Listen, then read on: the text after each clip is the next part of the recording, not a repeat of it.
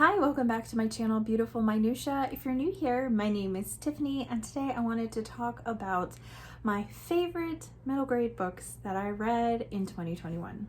I think maybe this will be like my last kind of wrap up video. I was thinking about doing kind of surprises / disappointments, maybe new authors I enjoyed, but I don't know if that's getting to be too many wrap up videos or if you guys would like to see more. So I'd love for you guys to let me know down in the comments below if you would like to see surprises and disappointments and or videos of new authors I enjoyed, or if you're good with just ending it at this, because at this point I have done my ranked classic videos, my top books of the year, and then also now this middle grade video. So my plan was to do a top 10, but then there was one book that I felt needed to be on here, which would make it 11. So I could say I'm doing a top 10 with an honorable mention, or I could just say I'm doing my top 11. I don't know. I read 57 middle grade books in 2021, so that's a lot for me to try to narrow it down. So this is literally only a fifth of what I actually read. So that makes it harder. Anyways, I guess I'll start with number 11 / the honorable mention, and that is The Case of the Girl in Grey. This is book 2 in the Wollstonecraft Detective Agency series. I really enjoyed book 1 too, which is The Case of the Missing Moonstone. So I do recommend that you start with that one. Basically, it is the story of Mary Shelley, well, she was still Mary Wollstonecraft because she's a child, and Ada Lovelace, and they kind of team up and solve mysteries, and they're very, very different. And then Percy Shelley is also part of the story, and it's just a lot of fun. The Case of the Missing Moonstone, the mystery itself is kind of centered around Wilkie Collins, the Moonstone, and then the second book, The Case of the Girl in Grey, very much mirrors the plot of The Woman in White by Wilkie Collins, which is one of my favorite books of all time. So I think that's why I liked this one better. It's just really fun, really sweet, really wholesome, and I really enjoyed it a lot. Okay, number 10 now is Forever or a Long, Long Time by Kayla Carter. This book is about foster care. It's basically about these two children. Their foster mother has adopted them now, so they have more security in a sense, but now she has married and they really love the person that she's married, but they find out that she's having a baby, and so it kind of brings back a lot of trauma reactions from them and trying to process and be is this really going to be forever? Is she going to have this new baby and she's not going to love us as much? And so it's really interesting because it really shows that healing from trauma in cases of foster care and just in general, it is not this linear thing where you just go up and up and up. You know, sometimes you go up and then you dip and then you go up, and so that's kind of how healing in general is from very traumatic things or grief in general. It is not this linear path. It's kind of up and down and all over the place, and I really liked how this illustrated that. In addition, they end up kind of walking back through, because there's so much of their childhood that they don't remember at all, that they've blocked out for trauma reasons. So they kind of go back and try to trace their way back to other foster homes they were in to kind of see if that kind of triggers things and helps them remember and process that. Overall, I thought it was a really good look at foster care and adoption out of foster care, and kind of it felt like a realistic look at that. I don't have really very much experience with foster care other than having friends that do foster and some research that I've done on it personally, but it felt very raw and realistic, but also really good. So it definitely ends on a hopeful note, but it doesn't end neatly and perfectly, which is true of the journey of foster care and adoption in general. Book number 9 was a childhood reread, and that's Misty of Chincoteague by Marguerite Henry. I loved this book. I really didn't remember it from childhood, but like a lot of girls, I definitely went through a horse phase where I loved the Misty books, and I loved the Saddle Club books and Black Beauty and all that kind of stuff, but I really didn't remember anything about Misty.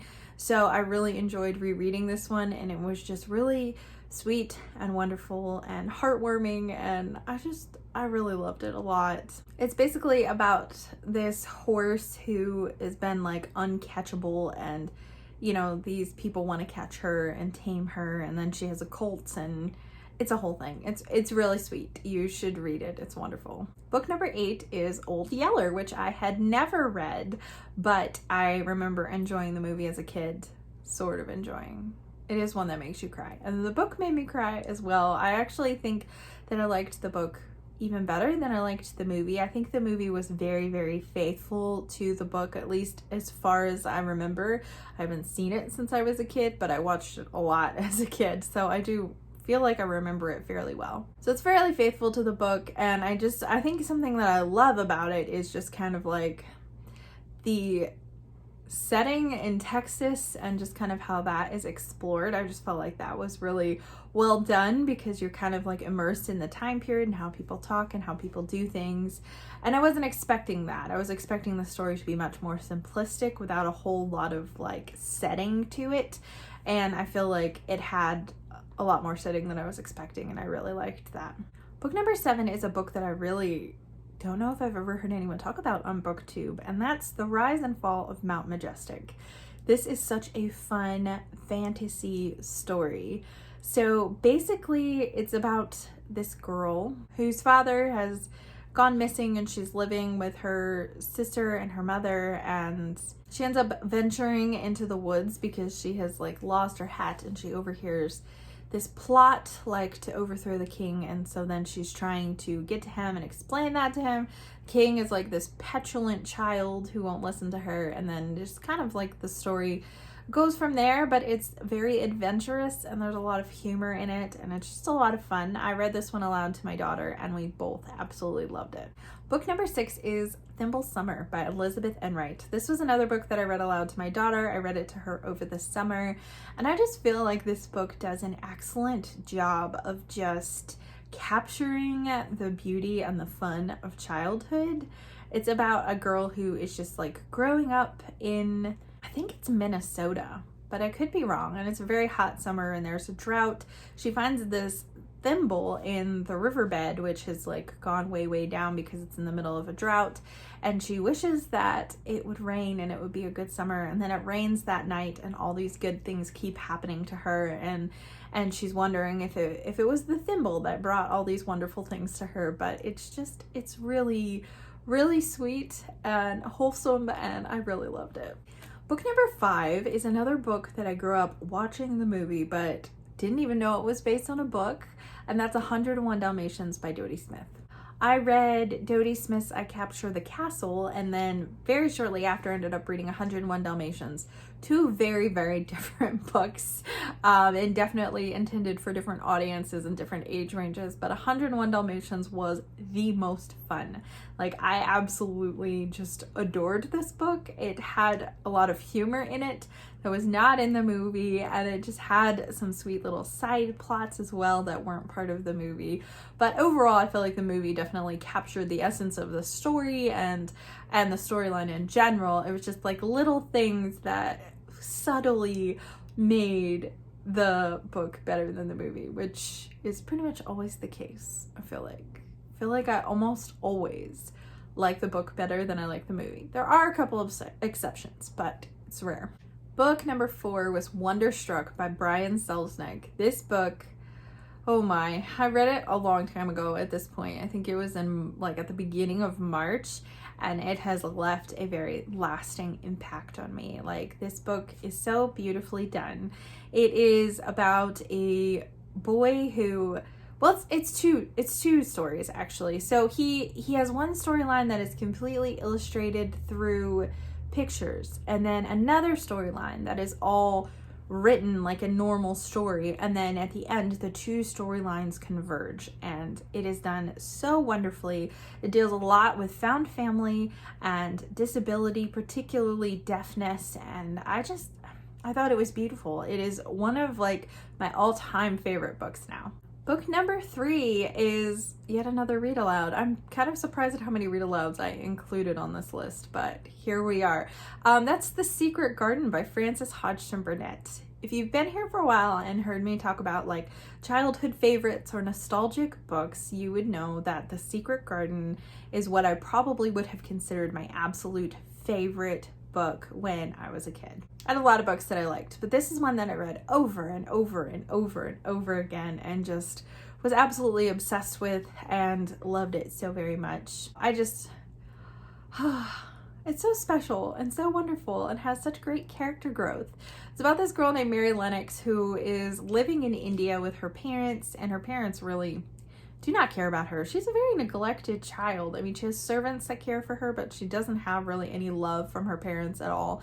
And so her parents die, I think, of like typhoid or cholera or something like that, and she gets sent to the only like living relative who will take her, who is like some uncle or something who lives on the moors in England. And so this child, who's literally never had to do anything for herself, was literally completely spoiled because she was given whatever she wanted to keep her quiet, now is kind of like left to her own devices and learns that the world does not revolve around her. And it's just like such a beautiful transformation of her character. And she stumbles across this secret garden, and as she is making the garden grow, she is growing herself. And so it is just such a beautiful story. It is just like one of my favorites still as an adult. And this is the first time I have reread it as an adult, and it was just so special to introduce my daughter to the story for the first time ever. I had kind of been waiting to do it because I wanted to make sure she was old enough, but also I really wanted to read it in the spring because that's just the perfect time. So if you are planning to read The Secret Garden anytime soon, read it at like the end of winter when it's coming into spring, because that's like the perfect time, or just the very beginning of spring, because it does start in the winter and then things start growing and the garden starts blooming and all these different things. And so it's beautiful.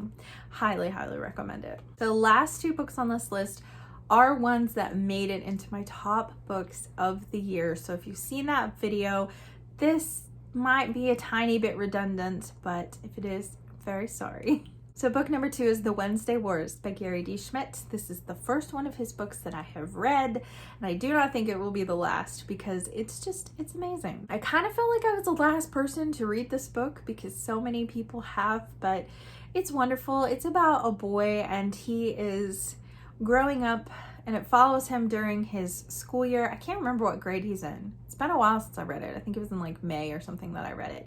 But it's following him through, I want to say like maybe his 7th grade year, 6th grade or 7th grade, somewhere in that range. And this school year that it follows him through, the Vietnam War is going on.